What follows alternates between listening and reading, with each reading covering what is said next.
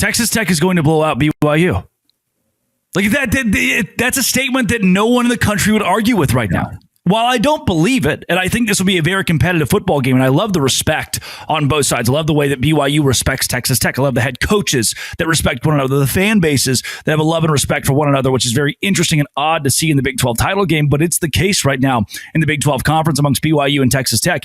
But if the statement is, from anybody in the country, Texas Tech's going to blow out BYU, that's one that can be quantified, qualified, backed up pretty easily because we just saw it earlier this year. This is the best team in the Big 12. Texas Tech is the best team in the Big 12 conference. 29-7 was the final score that first time around. And you cannot argue. It is objective that Tech is number one in the league. Now, I do not think BYU is near as far down the line from Tech as most people believe. I do think that BYU has a real shot to be competitive in this game. I don't think that's a hot take whatsoever.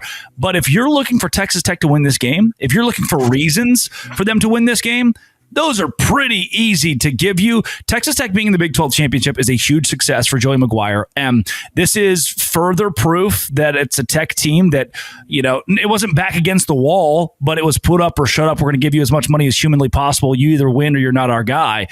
This is an outstanding campaign for McGuire and company, and I think that Texas Tech has every opportunity. It's interesting, even as I say this, though. You go back to, did we get beat that bad? You ever see those tweets from Stats Award? It's got like the graph. Yeah, because we're always on the good side of it. We're always like, yeah, you did. You should have won the game, Florida State. What are you doing there? Yeah, right. I'm familiar. So Texas Tech actually that week was only a 0.4 plus, a net rate plus above BYU, which was one of the lowest in the country of teams that won their games. So it was much closer on paper analytically than you would have expected. But I don't think that changes the fact that Texas Tech, A, obviously deserves to be here, and B, should win this game. What went right for Texas Tech and what went wrong for Texas Tech that they need to improve on from that first matchup? Yeah, what went right was their defensive efficiency. Incredible defense against the run. Every run play that BYU threw at them, Tech was ready for. They had sniffed it out. They were going to defend Bear Bachmeier at a level that he had not seen before. They were going to defend LJ Martin, one of the Big 12's most prolific rushers, better than he had seen before. 10 carries, 35 yards in that game for LJ Martin. That's just not good. And then Texas Tech, it's weird. For as much pressure as it felt like they got on Bear Bachmeier, for as good as the D-line looked, and it did lead to a couple of turnovers here, they only sacked Bear once. So while the run defense was there, I think Tech can do an even better job. Obviously, you can do better than one sack. Can do an even better job in this game at getting pressure on the quarterback that equates to sacks, to bringing Bear Bachmeier down behind the line of scrimmage. Now, there were a few times he only got a yard or two try to run the football, but one sack feels small for what I assumed Texas Tech was going to do to BYU in that game. And then also, if we're looking at ways that Tech can improve, they did not, I mentioned this before, and I'll do it again. I'm not going to dilute the way that Texas Tech runs the ball, but there's a reason their analytics, their efficiency numbers are pretty low. It's because they have made their bed seemingly off of the chunk play on the ground. So again, Cameron Dickey, his 33-yard gain was his longest of the day. Jacoby Williams, 43-yard gain, his longest of the day. Put those together, that is 76 yards of offense on 2 rushing plays. Texas Tech had 149 rushes on 149 rush yards on the day. So 41 carries. You take half their rushing yards came on 41 carries. The other half came on 2 carries. That's where they can become more efficient in the run game when they score off against BYU again. I think that'll be a lot of the focus this week in practice. Do you think that, and from the BYU side, will they try to defend against that explosive play so much? Because it's almost like pick your poison, right? Do you want to continue to, from a down-to-down consistency and efficiency basis, take things away?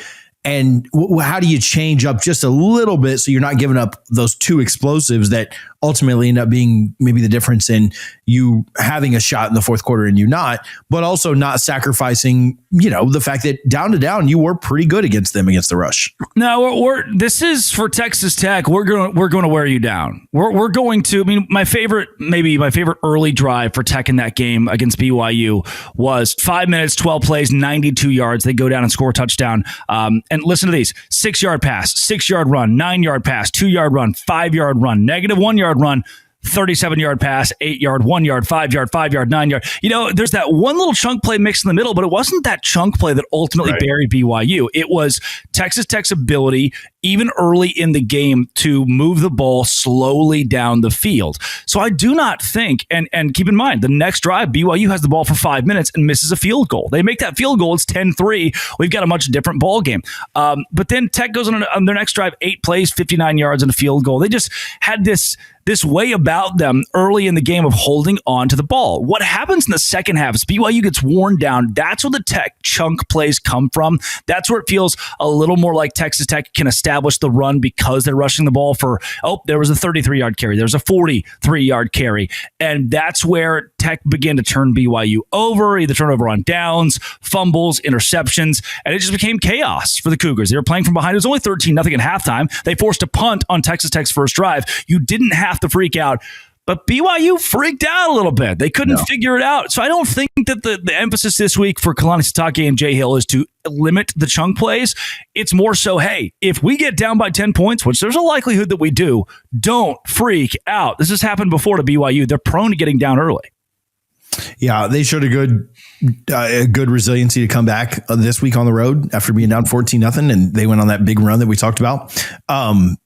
I asked you this on the other side too, so I'll ask it. Is there an X factor? Is there a player? Is there a matchup in this game from the Texas Tech side that maybe intrigues you more than others? Yeah, I do. I don't ever want to correct you because you're right about almost everything. But BYU was at home this week, which makes it even grosser. That 14. Oh, you are right. Yeah, which is even more gross. Right?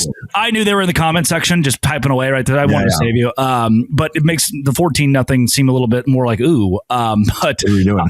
Obviously they came back to 41 straight or whatever it was to blow out UCF. And look. That's where I think we're going to look at matchup advantages, and ways that this game will unfold. I think for BYU, it's hard to say we are better than Texas Tech at this position. A more mobile quarterback is maybe the most, prolific way you could use that example, but Bachmeier had less than 15 rushing yards the first time these two teams squared off.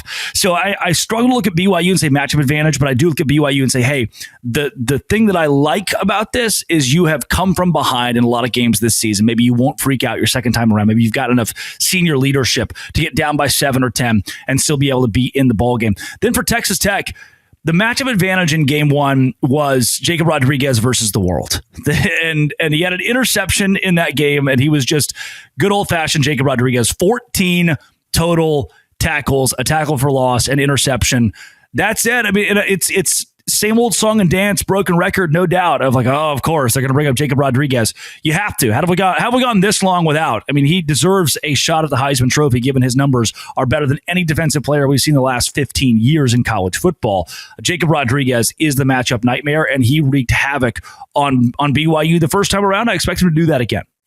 I asked you this in the first one, and again, I'll get it. It's early in the week. I kind of like BYU to cover. I probably lean Texas Tech to win the game, but thoughts on how it'll go down or where you're leaning here on Monday? Leaning right now at a Texas Tech victory. How could you not? They won 29-7. How could you not at least lean victory? I do not see blowout. I do not see cover. I don't see them winning by 14 points right now. I have a lot of respect for Kalani. I have a lot of respect for BYU. I think the Cougars keep it close, but Texas Tech wins this game by 3 or 6 points as we sit right now. Today's show is brought to you by Game Time. Game Time is where I'm going for the Big 12 championship this weekend. Texas Tech and BYU, and the deals are incredible. I go to other ticket sites, and they seem just astronomical. How could I ever afford this? But Game Time is here for the Big 12 title and even the World Cup. That's right. The World Cup's coming back to North America for the first time since 1994. 48 teams for the first time ever. It's going to be massive, and you can go watch the World Cup. See the United States, I hope, with Game Time. Track price drops in real time. Get alerts when great seats open and buy tickets the moment they hit the app. Pull up the app, see the layout, and make it so simple to scroll through matchups and compare seat views. Pick a game, tap a section, and have your tickets locked within minutes. No confusion, no hunting for fine print. Take the guesswork out of buying World Cup tickets or Big 12 championship tickets, any of these tickets, every match, every concert, every event with Game Time. Download the Game Time app, create an account, use code LOCKEDONCollege for $20 off your first purchase. Terms apply. Again, download the app, make an account, use code LOCKEDONCollege for $20 off. Swipe, tap, ticket, go. Game Time. Go to Game Time. Do it today. Download that app.